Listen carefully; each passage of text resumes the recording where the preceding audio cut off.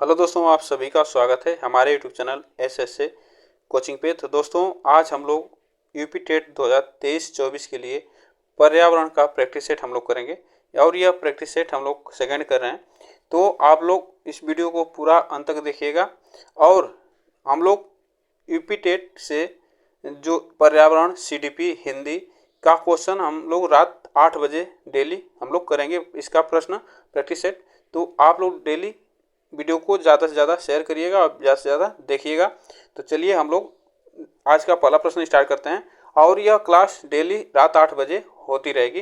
तो चलिए आज का हम लोग का पहला प्रश्न करते हैं। तो देखिए, आज का पहला प्रश्न है, निम्नलिखित भारतीय राज्यों में से किस राज्य की कोई समुद्री सीमा नहीं है। तो किस राज्य की पूछ रहा है कि कोई समुद्री सीमा नहीं है। गुजरात की, गोवा की, राजस्थान की, महाराष्ट्र की। तो यह इसमें से पूछ रहा है। तो यह सभी प्रश्न क्या है, आए हुए प्रश्न हैं और यह बहुत महत्वपूर्ण है। ऐसे ही प्रश्न यूपी टेट में फैक्ट पूछ रहा है। तो जो देखिए, कोई किस राज्य की समुद्री सीमा नहीं है, तो राजस्थान राज्य की कोई समुद्री सीमा नहीं है। इसमें से आपको बताना था, तो इसमें हम लोग का राजस्थान सही होगा ऑप्शन। चलिए आगे चलते हैं। क्वेश्चन नंबर सेकेंड, किसी नदी के प्रदूषण स्तर की माप की जाती है। तो किसी नदी का जो प्रदूषण होता है उसकी उसमें माप की जाती है, किसकी, ऑक्सीजन की माप की जाती है। तो किसके ये माप क्या कहलाता है, एटीपी कहलाता है, एसटीपी कहलाता है, बीओडी कहलाता है, डब्ल्यूपीएल कहलाता है। तो आपको बताना है, तो इसमें से कौन सा ऑप्शन हमारा सही होगा। तो जो नदी का प्रदूषण मापा जाता है पानी का, तो उसमें वो क्या कहलाता है, बीओडी कहलाता है, ठीक ना, बीओडी कहलाता है। आप लोग इसको भी याद रखिएगा। आगे चलते हैं। क्वेश्चन नंबर थर्ड, वायरस संक्रमण से होने वाले रोग हैं। तो वायरस संक्रमण से होने वाले क्या रोग हैं, टाइफाइड है, कॉलरा है, जुखाम है, मलेरिया। तो वायरस संक्रमण से होने वाला रोग कौन सा है आपको बताना है। तो वायरस संक्रमण से होने वाला रोग कौन सा होता है, तो यह होता है हमारा, क्या होता है, वायरस से जुखाम होता है। ठीक, ऑप्शन इसमें हमारा क्या होता है, सी ऑप्शन सही होगा। मलेरिया जो है यह मच्छर के काटने से होता है, ठीक ना, मच्छर के काटने से होता है मलेरिया। ठीक, ऑप्शन इसमें हमारा जो सही होगा सी ऑप्शन सही है। आगे चलते हैं और इसमें आपको बताना है टाइफाइड। टाइफाइड जो होता है यह पानी के प्रदूषण से होता है, पानी के प्रदूषण से होता है, इससे टाइफाइड होता है। आप लोग इसको भी जानते रहिएगा। आगे चलते हैं। Question number fourth, question number fourth, Bharat में कृषि को प्रभावित करने वाला मौसम का सबसे महत्वपूर्ण तत्व है। तो भारत में कृषि को प्रभावित करने वाला मौसम का सबसे महत्वपूर्ण तत्व कौन सा होता है, तापमान होता है, आर्द्रता होता है, पवन होता है, वृष्टि होती है। तो आपको बताना इसमें से कौन सा ऑप्शन हमारा सही होगा। देखिए, जो भारत में कृषि होती है उसको सबसे ज़्यादा प्रभावित करता है मौसम का, क्या करता है, वृष्टि, जो बर्फ, जो ओला पड़ता है, ठीक है, ओला पड़ जाता है तो क्या होती है, जो फसल क्या हो जाती है, नष्ट हो जाती है। तो यह सबसे ज़्यादा प्रभावित करता है वृष्टि। आगे चलते हैं। क्वेश्चन नंबर 5, क्वेश्चन नंबर 5 है, वायुमंडल की सबसे ठंडी परत कौन सी है। तो वायुमंडल की सबसे ठंडी परत कौन सी है। अगर वायुमंडल से आपको पढ़ना है क्वेश्चन, तो वायुमंडल की परत के बारे में पढ़ना है, तो आपको क्वेश्चन हम वीडियो आपको प्रोवाइड किए हैं, आप लोग उसको जाकर देख सकते हैं। तो वायुमंडल के बारे में पढ़ना है तो आप लोग जरूर उस वीडियो को जाकर देख लीजिएगा। और इसमें पूछ रहा है कि सबसे ठंडी परत क्या है, तापमंडल है, मध्य मंडल है, क्षोभ मंडल है, आयन मंडल है। तो इसमें से पूछ रहा है सबसे ठंडी परत कौन सी है। तो आपको बताना है, तो सबसे ठंडी परत होती है मध्य मंडल, वायुमंडल की सबसे ठंडी परत होती है।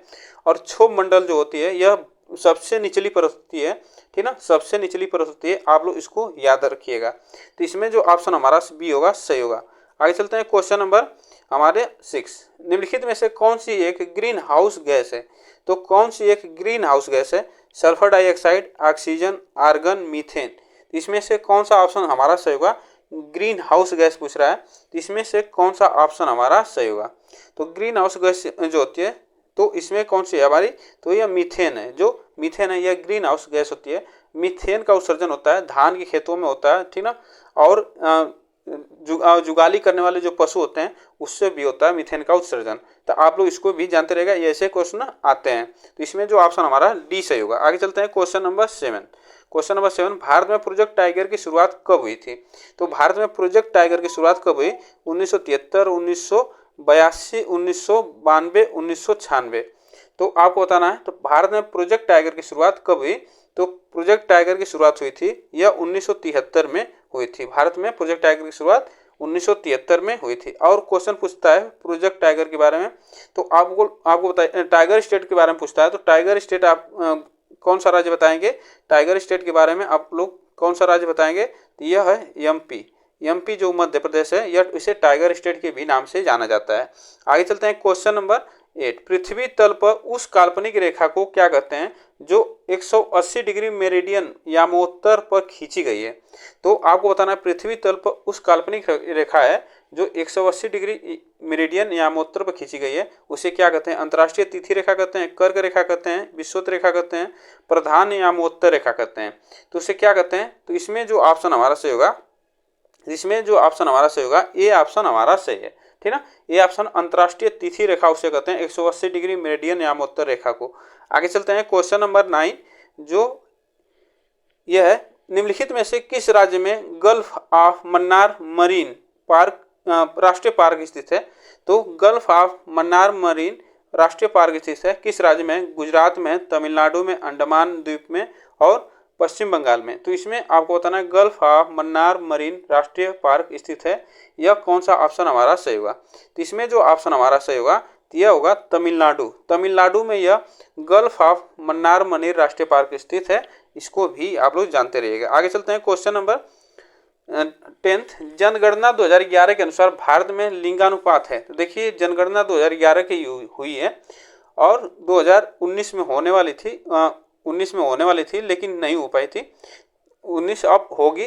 तो इस जनगणना में अब नया रिकॉर्ड मतलब नया वो रेशियो मिलकर आएगा। तो इसमें आपको बताना है कि लिंगानुपात पूछ रहा है तो कौन सा इसमें हमारा सही होगा। तो 2011 की जनगणना के अनुसार लिंगानुपात कितना है? तो इसमें जो भारत में लिंगानुपात है तो 940 पे 11 मतलब पुरुष और 940 महिलाएं और 1000 पुरुष पे यह अनुपात है। तो आप लोग इसको भी याद रखिएगा, लिंगानुपात 940 संबंधे 1000 पे है। तो ऑप्शन इसमें हमारा ये सही होगा। आगे चलते हैं क्वेश्चन नंबर 11। निम्नलिखित में से किस प्राणी को किस का मित्र कहा जाता है? तो किस प्राणी को किसान का मित्र कहा जाता है? यहाँ पे किसान का मित्र कहा जाता है, किसान का मित्र कहा जाता है। चींटी को, केंचुआ को, मधुमक्खी को, तिल्ली को। तो देखिए किस प्राणी को किसान का मित्र कहा जाता है तो वह क्या है? तो किसान का जो मित्र कहा जाता है, ठीक ना, तो किसान का मित्र कहलाता है केंचुआ, किसान का मित्र केंचुआ कहलाता है। आगे चलते हैं क्वेश्चन नंबर 12। पर्यावरण को बचाने के लिए चिपको आंदोलन से कौन सा राज्य जुड़ा हुआ है? तो चिपको आंदोलन जो पर्यावरण से संबंधित है, उत्तर प्रदेश, झारखंड, उत्तराखंड, छत्तीसगढ़। तो इसको बताना है चिपको आंदोलन जो, इसमें से कौन सा ऑप्शन हमारा सही होगा। तो कौन सा राज्य जुड़ा हुआ था? तो यह उत्तराखंड जो है यह चिपको आंदोलन से संबंधित है। आगे चलते हैं क्वेश्चन नंबर 13। जीवों के व्यवहार का अध्ययन क्या कहलाता है? जीवों के व्यवहार का अध्ययन क्या कहलाता है? Etiology, neology, ethology, demology. तो जीवों के व्यवहार का अध्ययन क्या कहलाता है? इसमें से आपको बताना है तो कौन सा ऑप्शन हमारा सही होगा। तो जीवों के व्यवहार का अध्ययन क्या कहलाता है? तो यह कहलाता है इथियोलॉजी। क्या कहलाता है? इथियोलॉजी कहलाता है जीवों के व्यवहार का अध्ययन। ऑप्शन हमारा सी सही है। आगे चलते हैं क्वेश्चन नंबर 14। समुद्रीय शैवाल किसका महत्वपूर्ण स्रोत है? जो समुद्रीय शैवाल है वह किसका महत्वपूर्ण स्रोत है? क्लोरीन का, ब्रोमीन का, आयोडीन का, लोहा का। तो समुद्री शैवाल किसका महत्वपूर्ण स्रोत है? इसमें से आपको बताना है तो कौन सा ऑप्शन हमारा सही होगा। तो जो समुद्री शैवाल है वह किसका महत्वपूर्ण स्रोत है? तो आयोडीन का। किसका? आयोडीन का यह महत्वपूर्ण स्रोत होता है। आगे चलते हैं क्वेश्चन नंबर 15। सैक लाइकेन है, सैक लाइकेन है, ये क्या है? सैक क्या है? एक लाइकेन है। यह क्या है? परजीवी है, रसायन पोषी है, अपघटक है, सहजीवी है। तो सैक क्या है आपको बताना है, इसमें से कौन सा ऑप्शन हमारा सही होगा। इसमें से कौन सा ऑप्शन हमारा सही होगा। तो यह क्या होता है? जो लाइकेन होता है यह सहजीवी होता है। क्या होता है? सहजीवी होता है। ऑप्शन हमारा डी सही है। आगे चलते हैं क्वेश्चन नंबर 16। सीएनजी का ईंधन के रूप में इस्तेमाल होता है। ईंधन के रूप में इस्तेमाल होता है किसमें? वाहनों में, उद्योगों में, खाना बनाने में। वाहन एवं उद्योगों में जो सीएनजी गैस होती है उसका किसमें इस्तेमाल होता है आपको बताना है। वाहन में होता है, उद्योग में होता है, खाना बनाने में होता है और वाहन एवं उद्योग दोनों में। तो इसमें कौन सा ऑप्शन हमारा सही होगा। तो देखिए जो सीएनजी गैस है उसका वाहन और उद्योग दोनों में प्रयुक्त होता है। ऑप्शन हमारा डी सही। आगे चलते हैं क्वेश्चन नंबर 17। पर्यावरण जागरूकता का किसके द्वारा सृजन किया जा सकता है। तो पर्यावरण जागरूकता का किसके द्वारा सृजन मतलब अध्ययन किया जा सकता है, अच्छा किया जा सकता है। तो इसमें क्या है, व्याख्यान द्वारा, क्षेत्रीय भ्रमण द्वारा, समूह वार्तालाप द्वारा, अध्ययन द्वारा। तो सबसे अच्छा जानकारी जो हमें मिलती है पर्यावरण जागरूकता के लिए वह किसके द्वारा मिलती है, तो इसमें से आपको बताना है। तो इसमें कौन सा ऑप्शन सही होगा, तो यह होगा हमारा क्षेत्रीय भ्रमण। तो पर्यावरण के जागरूकता के लिए सबसे अच्छा है क्षेत्रीय भ्रमण, आप लोग इसको याद रखिएगा। आगे चलते हैं, क्वेश्चन नंबर 18, एलपीजी किसका संक्षिप्त रूप है। एलपीजी किसका संक्षिप्त रूप है, लो पेड गेम्स, लोकल पैसेंजर गाड़ी, liquefied petroleum gas, local petroleum gas. तो इसमें कौन सा ऑप्शन हमारा सही होगा, तो लोकल का यह संक्षिप्त रूप कौन सा, इसमें ऑप्शन हमारा कौन सा सही होगा, तो इसमें जो ऑप्शन हमारा सही होगा यह लिक्विफाइड पेट्रोलियम गैस होता है। लिक्विफाइड पेट्रोलियम गैस होता है एलपीजी का। तो आप लोग इसको याद रखिएगा। आगे चलते हैं, क्वेश्चन नंबर 19, चमगादड़ स्तनधारी है क्योंकि वह क्या है। चमगादड़ जो स्तनधारी होता है, उड़ता है, रात्रिचर होता है, शाकाहारी होता है, बच्चे देता है। तो चमगादड़ आपको बताना है स्तनधारी होता है, वह क्या देता है या क्या होता है, तो इसके बारे में बताना है। तो देखिए चमगादड़ जो है वह स्तनधारी तो होता है लेकिन वो क्या देता है, अंडा नहीं देता है, बच्चा देता है, बच्चा देता है। ऑप्शन इसमें हमारा डी सही होगा। आगे चलते हैं, क्वेश्चन नंबर 20, पृथ्वी पर पहुंचने से पहले ओजोन परत किन किरणों को अवशोषित करती है। तो आपको बताना है पृथ्वी पर पहुंचने से पहले ओजोन जो परत है वह किन किरणों को अवशोषित करती है, गामा किरणों को, एक्स किरणों को, पराबैंगनी किरणों को, बीटा किरणों को। तो ओजोन जो परत है वह किस किरणों को अवशोषित करती है, तो वह करती है किसको, आपको बताना है।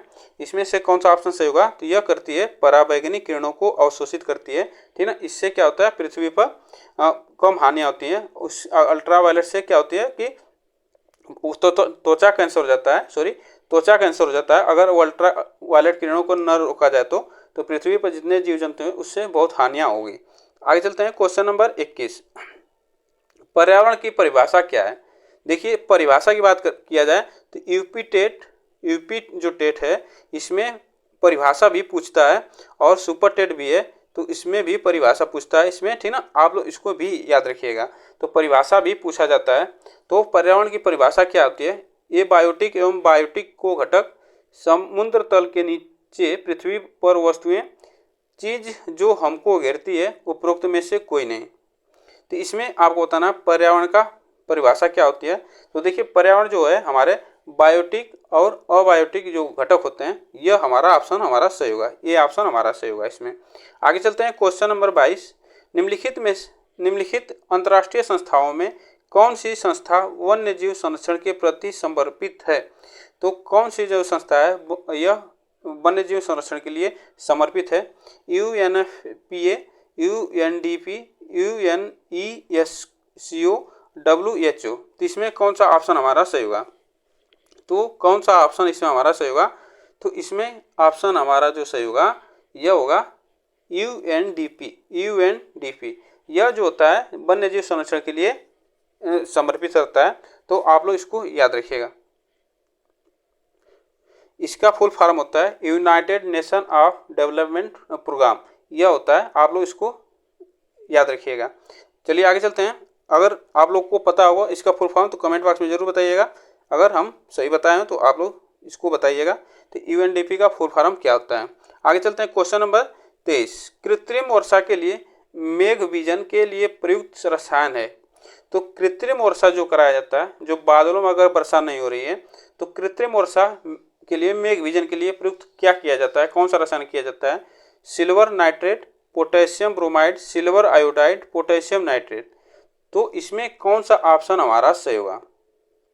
तो कृत्रिम वर्षा के लिए मेघ बीजन के लिए यह आपको बताना है, तो कौन सा ऑप्शन हमारा सही होगा, तो यह होता है सिल्वर आयोडाइड। क्या होता है, सिल्वर आयोडाइड जो होता है यह मेघ बीजन के लिए प्रयुक्त किया जाता है। ऑप्शन हमारा सी सही है। आगे चलते हैं, क्वेश्चन नंबर 24, बायोडीजल तैयार किया जाता है। बायोडीजल जो है तैयार किया जाता है कैसे, यूट्रिकुलिया से, जेट्रोफा से, देवदार से, यूकेलिप्टस से। तो बायोडीजल जो तैयार किया जाता है किससे किया जाता है, यह क्वेश्चन बार बार रिपीट होता है, यह आप लोग लगा दीजिएगा इंपॉर्टेंट, यह क्वेश्चन बार बार रिपीट होता है यूपी टेट और सुपर टेट, सी टेट में। तो इसमें आप लोग बताइए, तो इसमें जो होता है बायोडीजल जो तैयार किया जाता है जैविक राफा से किया जाता है। ऑप्शन बी हमारा सही है। आगे चलते हैं क्वेश्चन नंबर 25। विश्व ओजोन दिवस मनाया जाता है। विश्व ओजोन दिवस मनाया जाता है 21 मार्च, 16 सितंबर, 25 अप्रैल और 5 जून। तो इसमें ओजोन दिवस मनाया जाता है, कब मनाया जाता है ओजोन दिवस? देखिए 5 जून को जो मनाया जाता है यह पर्यावरण दिवस मनाया जाता है। क्या मनाया जाता है? पर्यावरण दिवस मनाया जाता है। और 16 सितंबर को हमारा क्या मनाया जाता है? ओजोन दिवस मनाया जाता है। ऑप्शन हमारा बी सही होगा। आगे चलते हैं क्वेश्चन नंबर 26। सिल्वीकल्चर संबंधित है। सिल्वीकल्चर किससे संबंधित है? वन्य एवं वन्य उत्पाद से, सिल्क से, फूल से, उर्वरक से। तो सिल्वीकल्चर संबंधित किससे, इसमें आपको बताना है। तो कौन सा ऑप्शन हमारा सही होगा? तो देखिए जो सिल्वीकल्चर संबंधित है यह हमारा जो संबंधित है वन और वन्यजीव उत्पाद से, ठीक ना। वन और वन्यजीव उत्पाद से संबंधित है। जो वन होते हैं और उसमें वन्य उत्पाद जो होते हैं, पेड़ पौधे होते हैं, उससे संबंधित है सिल्वीकल्चर। ऑप्शन हमारा ये इसमें हमारा सही होगा। आगे चलते हैं क्वेश्चन नंबर 27। निम्नलिखित में से किस पदार्थ में किस जनपद में चंद्रप्रभा वन्यजीव अभ्यारण्य स्थित है? तो निम्नलिखित में से किस जनपद में चंद्रप्रभा वन्यजीव अभ्यारण्य स्थित है? लखीमपुर खीरी, चंदौली, लखनऊ और वाराणसी। तो किसमें है आपको बताना है, आप बताइए इसमें। तो कौन सा ऑप्शन हमारा सही होगा? चंद्रप्रभा वन्यजीव अभ्यारण्य यह कहाँ पे है? तो यह चंदौली में स्थित है। कहाँ पे? चंदौली स्थित है। चंदौली यह उत्तर प्रदेश में है, ठीक ना। कहाँ पे? उत्तर प्रदेश, चंदौली जिला में स्थित है। आगे चलते हैं क्वेश्चन नंबर 28। निम्नलिखित में कौन द्वितीय श्रेणी का उपभोक्ता है? द्वितीय श्रेणी का उपभोक्ता कौन सा है? हाथी है, सांप है, शेर है, बकरी है। तो आपको बताना है द्वितीय श्रेणी का उपभोक्ता कौन सा है, इसमें आपको बताना है। तो कौन सा ऑप्शन हमारा सही होगा? तो देखिए द्वितीय श्रेणी का उपभोक्ता पूछ रहा है, ठीक ना। तो इसमें जो हमारा होगा सांप होता है। क्या होता है? सांप होता है द्वितीय श्रेणी का उपभोक्ता। इसमें जो ऑप्शन हमारा सही होगा बी ऑप्शन सही है। आगे चलते हैं क्वेश्चन नंबर 29। झूम खेती होती है। झूम खेती होती है केरल, बिहार, मेघालय, तमिलनाडु। तो झूम खेती होती है कहाँ पे होती है, इसमें से आपको बताना है। तो झूम खेती यह कहाँ पे होती है? तो देखिए झूम खेती ज़्यादातर होती है कहाँ पे? मेघालय में। मेघालय जो राज्य है वहाँ पे झूम खेती होती है। झूम खेती में क्या होता है, जो वन झाड़ियाँ होती है उसको काट कर आग लगाकर उसको जला दिया जाता है, फिर उसके बाद खेती किया जाता है, फिर उसको छोड़ दिया जाता है, उसी को झूम खेती कहा जाता है। तो यह मेघालय राज्य में स्थित है, होता है। आगे चलते हैं क्वेश्चन नंबर 30। शुष्क बर्फ किसका ठोस रूप है? जो शुष्क बर्फ है वह किसका ठोस रूप है? अमोनिया का, कार्बन डाइऑक्साइड का, नाइट्रोजन का, ऑक्सीजन का। तो जो शुष्क बर्फ होता है वह किसका ठोस रूप होता है? तो वह आपको बताना है। इसमें कौन सा ऑप्शन हमारा सही होगा? तो ऑप्शन इसमें जो हमारा होगा इसमें शुष्क बर्फ, तो यह होता है हमारा कार्बन डाइऑक्साइड का यह ठोस रूप होता है। कार्बन डाइऑक्साइड का यह ठोस रूप होता है। तो यह 30 प्रश्न थे यूपी टेट के लिए। तो आप लोग को ये वीडियो कैसी लगी कमेंट बॉक्स में जरूर बताइएगा। और वीडियो को लाइक शेयर जरूर करिएगा, वीडियो चैनल को सब्सक्राइब करिएगा। आज के लिए बस इतना ही, फिर मिलते हैं नेक्स्ट वीडियो में। आज के ये थैंक यू सो मच।